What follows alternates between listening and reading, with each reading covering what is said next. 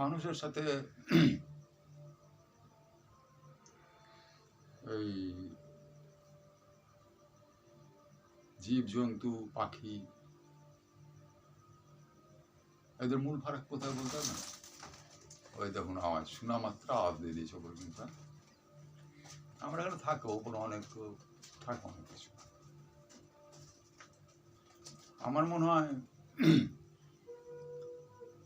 আপনার ডিসিপ্লিন বলেন না, ডিসিপ্লিন শৃঙ্খলা,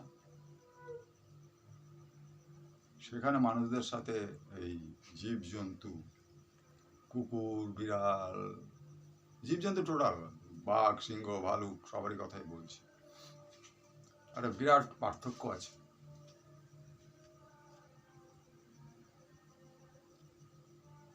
আমি কিন্তু শৃঙ্খলা বলতে সেই শৃঙ্খলার কথাই বলছি যেটা মানুষের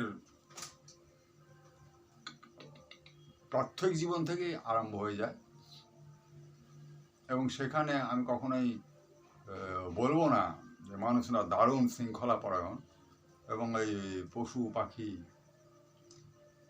এরা ইয়ে আর কি এরা আবার কি কিসের শৃঙ্খলা বা শাসন মেনে চলে এরা।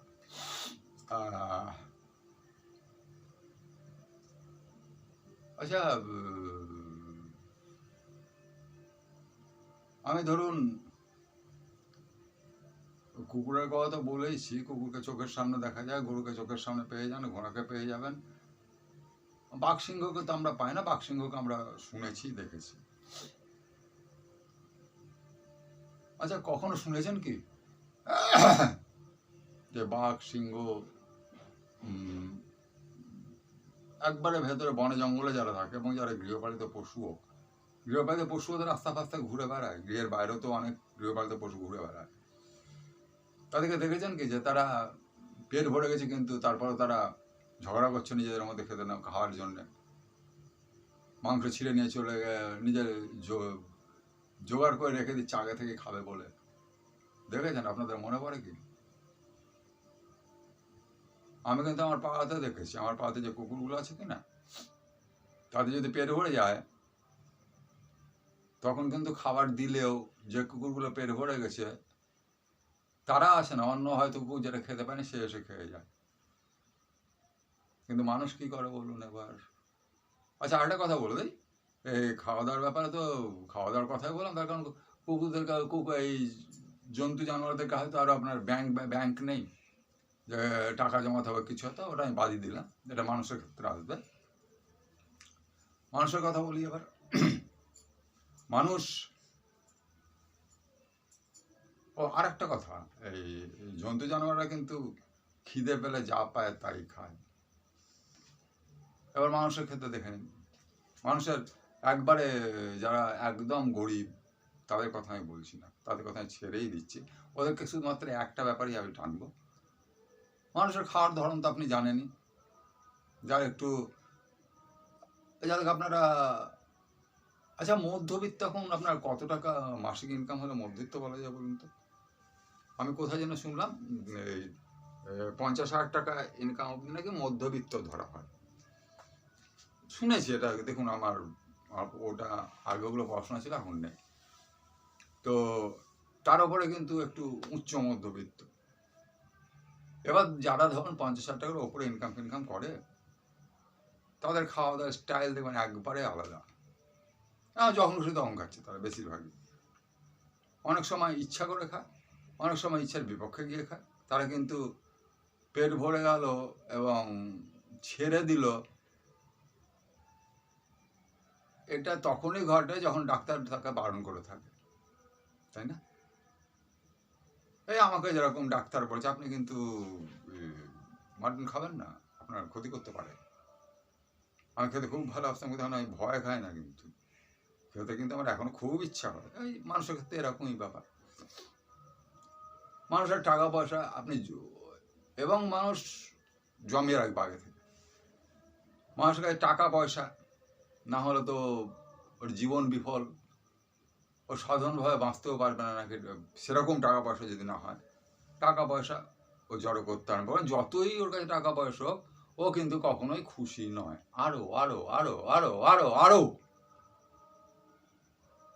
এবার আসুন মানুষের প্রাথমিক কাজকর্মের ব্যাপারে আসছে জন্তুদের সাথে।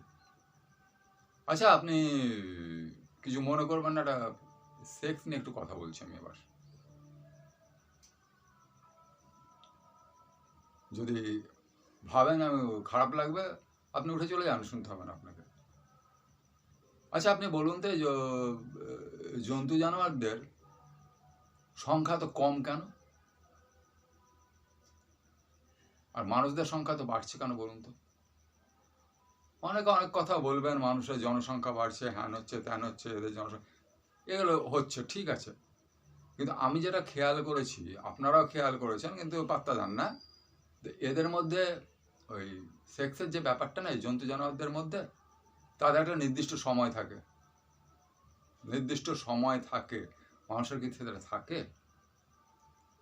তো এখানে তো মানুষের থেকে জন্তু জানোয়ারই বেশি শৃঙ্খলা পালন না। এখন তো মানুষ ছোট উঠবে, হ্যাঁ এটা কেন বলছেন, সবসময় হ্যাঁ ত্যান অনেক কিছুই বলবেন আমার, কিন্তু জন্তু জানোয়ারদের এই ব্যাপারটা আমার ভালো লাগে, যে তারা কমসে কম এদিকটাতে শৃঙ্খলা পড়া, তার জন্য ওদের সংখ্যা ফংখ্যা সেরকম বৃদ্ধিও হয় না। আর বৃদ্ধি হলেও আছেই তো, চোরা শিকার ফোরা শিকার আছেই, মেরে দেওয়া হচ্ছে। মানুষের ক্ষেত্রে কিন্তু এরকম হয় না, এবং ক্ষমতাও নাই যে করবে। আর কি বলবো বলুন, আর কি বলবো? আপনারা মানে মানুষেরা এই নিজেদের বাড়ি ঘরের জন্যে জন্তু জানোয়ারদের জঙ্গল দখল করবেন, আর সেই জন্তু জানোয়াররাই যদি কখনো ভুলে চুকে আপনার গ্রামে চলে আসে, আপনার রাস্তায় চলে আসে, বাঘ হাতি, তখন তাদের দোষ, তাই না? আরে ওরা তো আপনাদের রাস্তায় আসছে বা বাড়িতে আসছে, হাল্লা চাল্লা মাচাচ্ছেন, ফিরে যাচ্ছে, কিন্তু মানুষ কি করছে, এই জায়গা থেকে ওই জায়গা নেওয়ার জন্য কি করছে মানুষরা?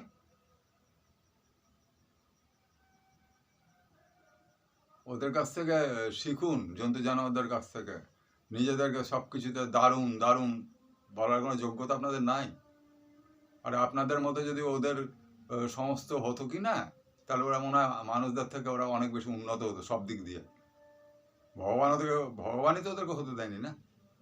না, আমার মানুষ আমার সব থেকে কি কি বলে ওটাকে, কি বলে ওটাকে, সৃষ্টি, তার একটা কি আছে যেন, প্রধান সৃষ্টি মানুষই। থাকো এবার তুমি তোমার প্রধান সৃষ্টিকে নিয়ে, হে ভগবান তুমি তোমার প্রধান সৃষ্টিকে নিয়ে থাকো।